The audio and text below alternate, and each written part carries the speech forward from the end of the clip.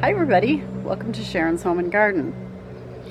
So I just got back from vacation. I was gone for a week and up at the Great North Woods in Wisconsin, which is probably one of the most beautiful places on earth. I will put a little video here on what my view was all week long. So I spent a week kayaking and fishing and boating and swimming and hiking, and it was a great time and it really helped me recharge. Now, I have not seen my garden in a week. I thought I'd bring you along for my first look at what's new in the garden, and together we can see what's changed in a whole week. So here we go.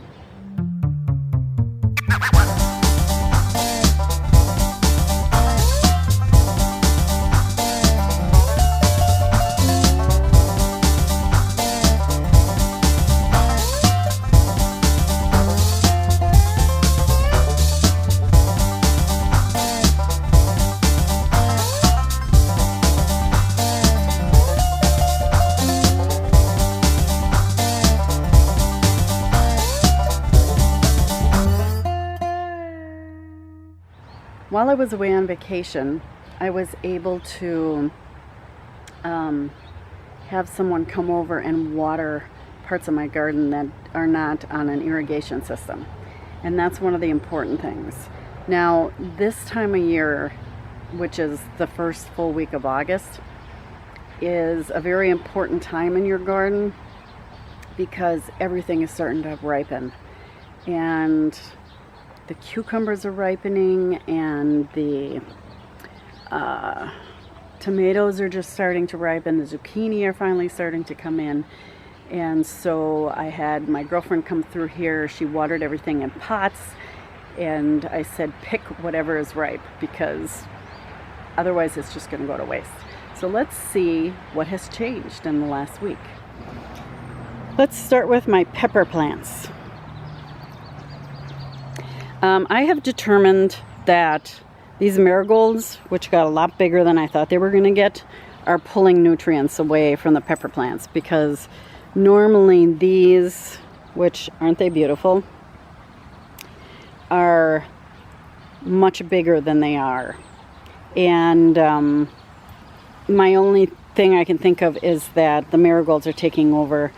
I should have probably paid attention to the marigold plants and seen how big they get, but they are kind of crowding out the peppers. These are 3 jalapeno plants here in this particular pot. Again, the marigolds are really kind of crowding them out, and I think what I'm going to do is give them a really good dose of fertilizer, which will help the marigolds grow, but it will also help the jalapenos in here. These are 3 different colors of jalapenos. There are an orange one, a yellow one, and a green one in here. As we walk down the row of cucumbers here, now I picked a bunch of pickles. I picked a pack of pickles, but as you can see, there are some really big ones in here. This is a really big one. And I picked everything before I left, even the little tiny midgy dills. So I have to come through here today and pick cucumbers, especially pickles.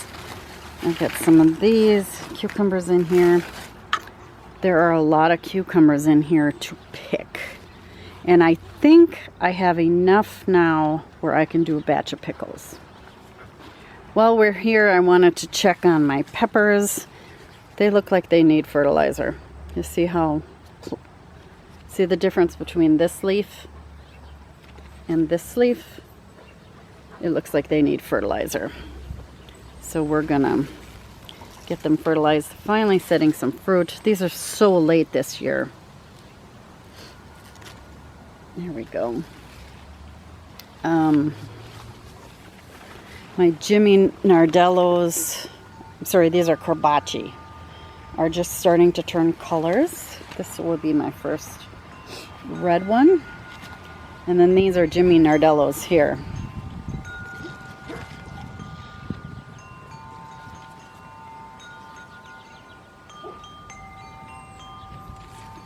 And there, they're finally getting some red ones.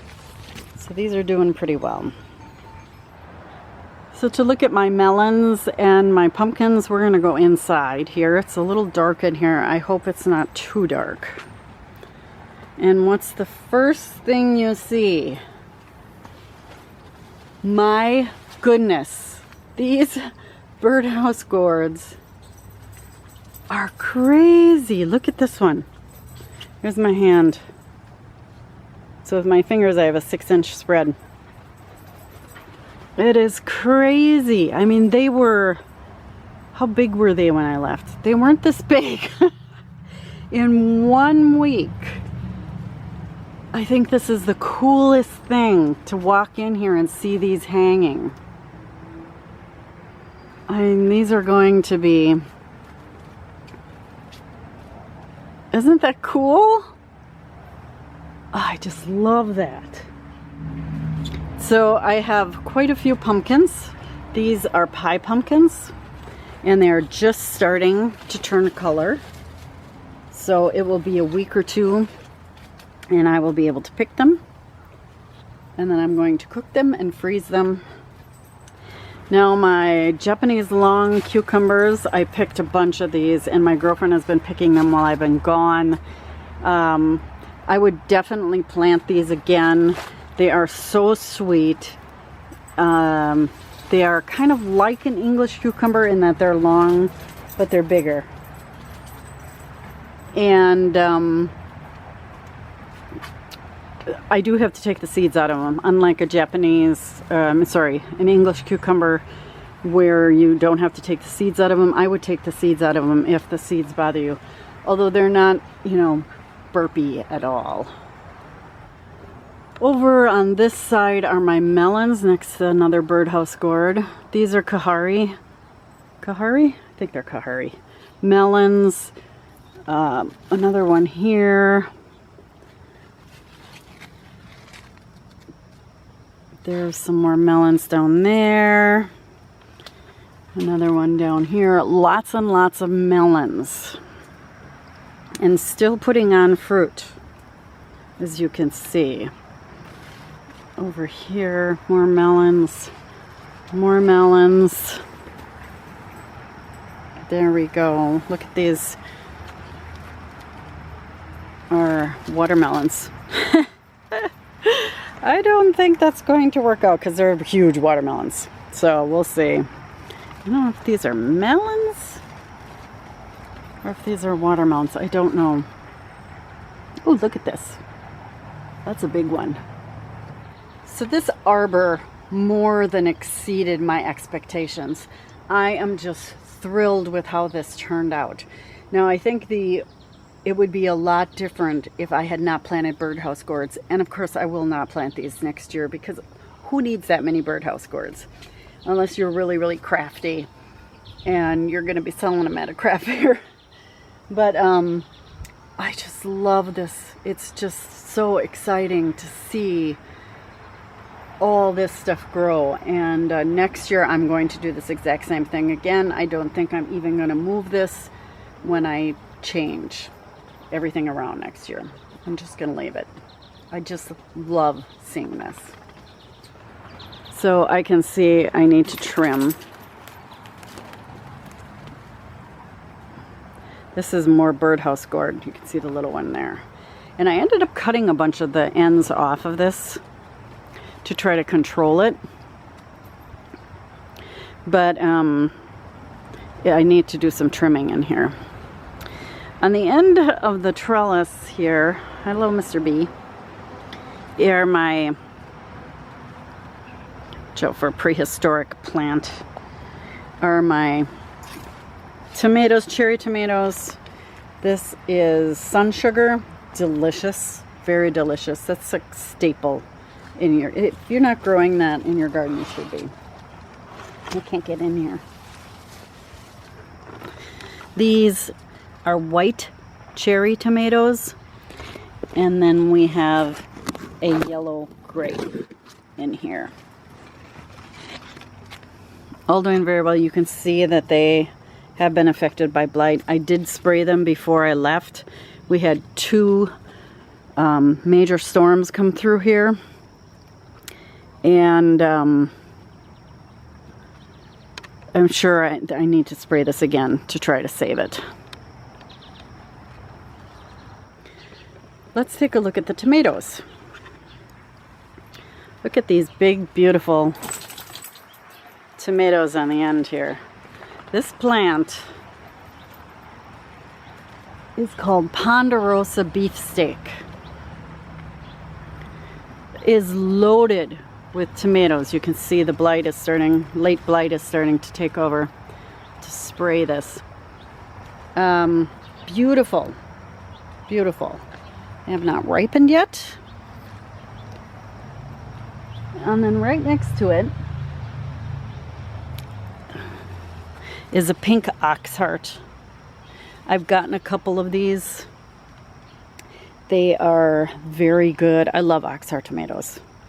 To me, they have true tomato flavor. They're not too sweet, not too acidic. I love an oxheart tomato. And then over here, I'm trying to look at these are oxhearts as well. Here's one that's getting ripe. And these ones won't get orange. They will get pink orange. Now this particular branch has fallen, so I need to get this up. These are green vernissage. Here, you can see them in there. These are a lovely citrusy tomato, salad-sized, just very good. And you can tell they're ripe when they start. They won't turn orange. Well, they will if they're in the direct sun, but you know, when they start changing color, this is a ripe one here. I'll pull it off. They stay pretty green, but you can see the orange or yellowish orange on there. These are ready to pick. They're very good tomatoes. These are indigo rose. These will get red on the bottom here when they're ripe. And they're not quite ripe. Oh, I've got some ripe ones down here. Let me pick one. Here you go. That's indigo rose. Nice size to them, a little bigger than a cherry. Again, another lovely salad tomato. Okay, now next to the indigo rose is Golden Girl. Look at how beautiful those are. Let's pick one. So we can get one off easily enough. Yep, popped right off. This was my first ripe tomato in the garden this year. Golden Girl, delicious, sweet. Look at that, it's a perfect tomato. No cracking. It's just the perfect tomato. This is a German lunchbox tomato.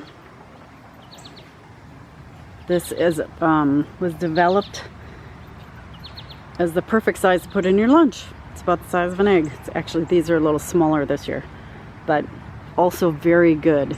Perfect blend of sweet and citrus and acidic. They're really good tomatoes. Whoops. Okay, Dr. Witchy's is down here.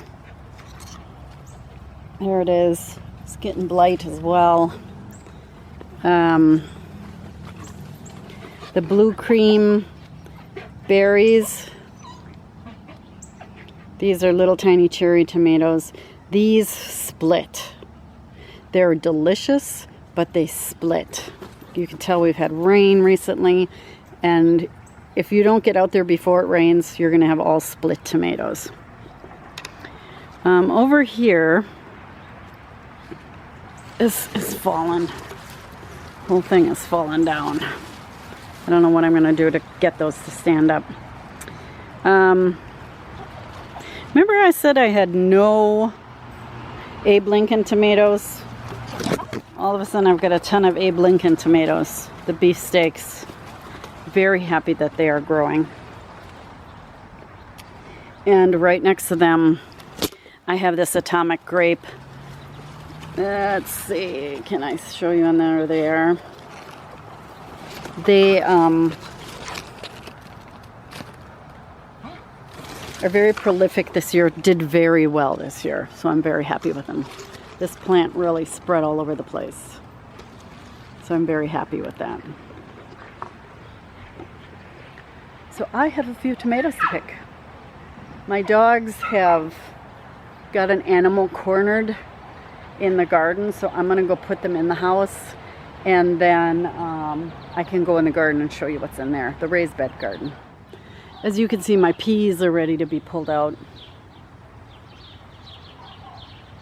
And I think I'm gonna plant pole beans there. And in front of my peas or beans, I picked everything before I went on vacation, and they have all reflowered. So the ground cherries have completely taken over.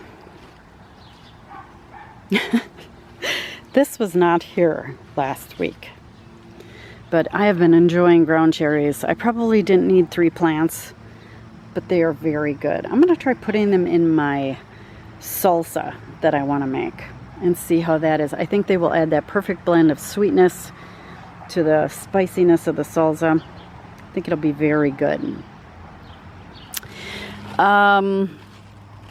Zucchinis. I've got a big one on here. I think I need to make zucchini bread. I am not very happy with the production of these zucchinis. I used a zucchini seed mix, so I get different kinds of zucchini in here. These plants are not producing, and there should be no reason why they're not producing. This one looks a little light. Could probably use some nutrients. But I'm thinking about pulling these out and replanting. And I just have to make the decision and do it.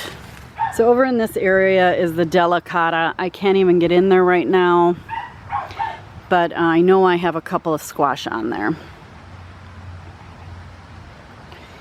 And then these towering giants, they're just starting to set their their flower heads. This one was bent over when I left, and I gave it a ton of water, and it perked right back up again. They're all doing very well. You can hear my dog. She's like, why are you letting that animal out of the garden? Over here is more zucchini. Again, these plants are not producing. There's one. The black beauties are producing, but the rest of them aren't. So I think I'm going to pull them. Look at this beautiful parsley. Time to pick a lot of this, and I'm going to throw it in my dehydrator. I'll do a batch of curly parsley. I'll do a batch of flat leaf parsley, and save it for the winter. These black, what are these called? Black Hungarian peppers are ready to pick. Let's see. There we go.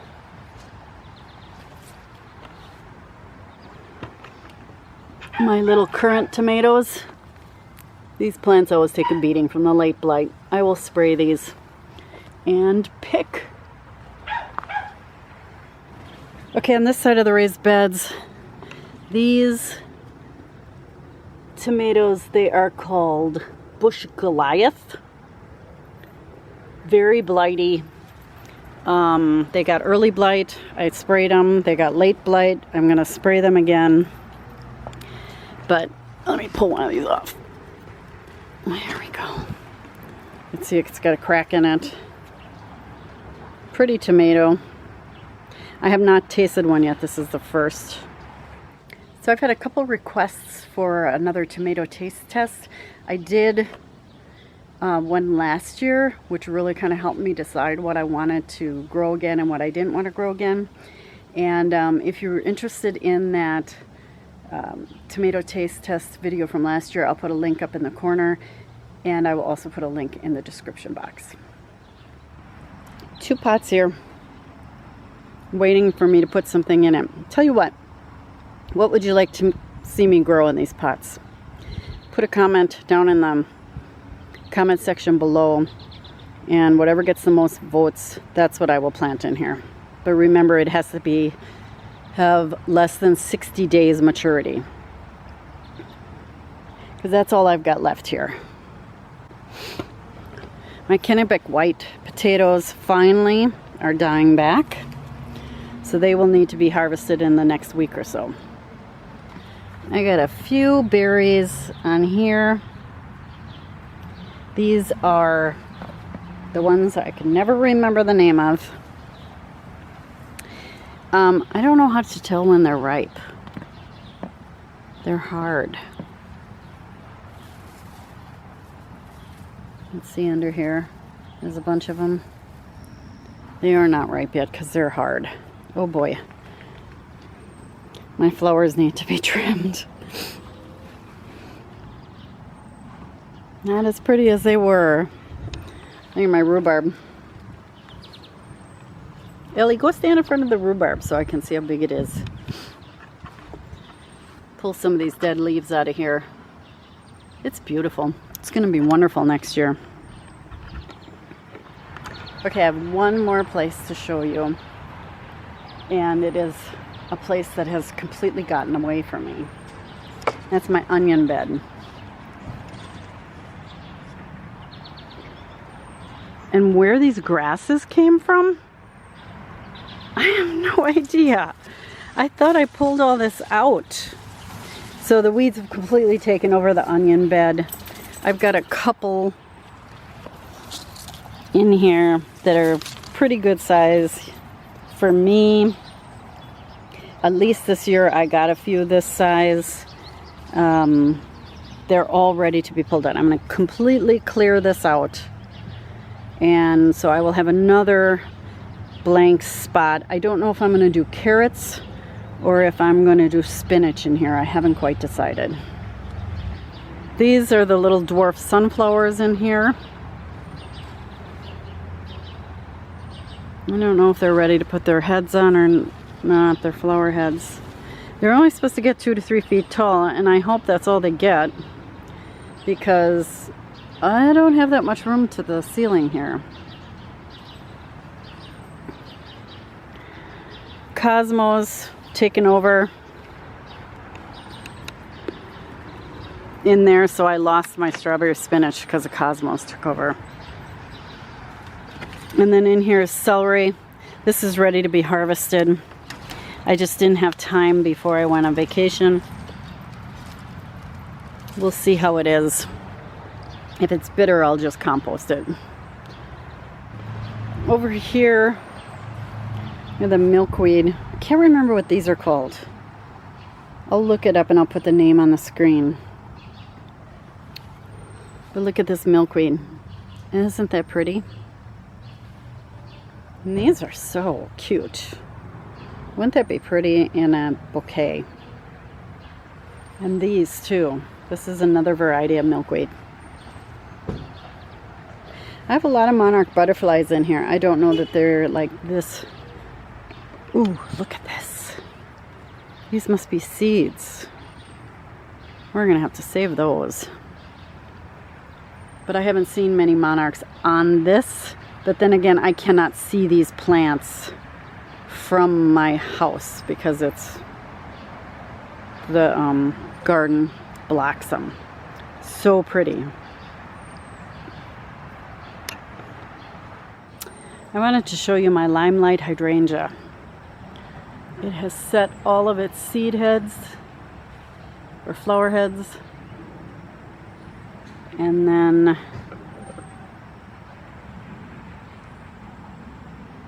they're just starting to bloom. Aren't they beautiful?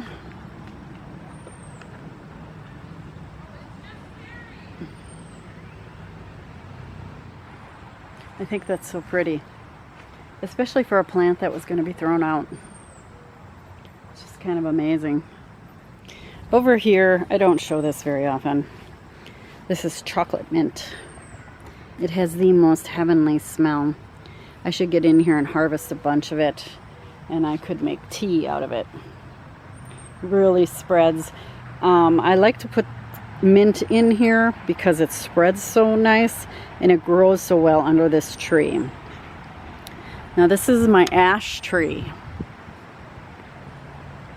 It is about 40 feet tall, and I have been treating it for the ash borer, and it has worked. I've also been giving it a root. I haven't been doing it. I've had some tree specialists do it, an arborist do it. But it has been treated, and look how beautiful it is. It needs to be trimmed. There are some dead branches in there, but for the most part, all evidence of the ash borer is gone. It just had a slight case of it, so we caught it in time. More mint down here. This is apple mint.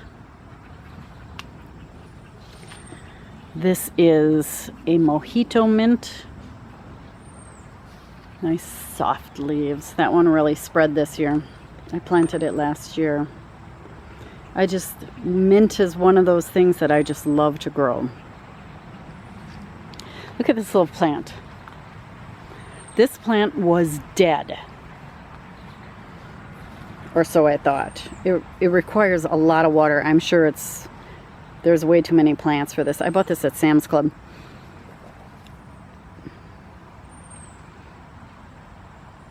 An impatient variety.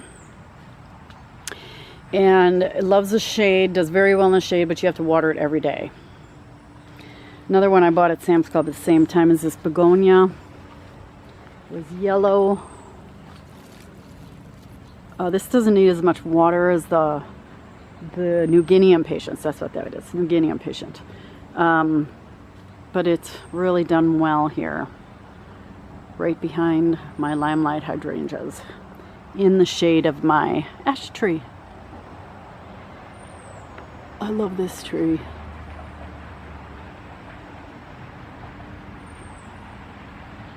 So that's it. I think I got everything. I'm pretty sure I got everything. I don't know. It's just been so much fun to walk around here and see what's changed in just 1 week.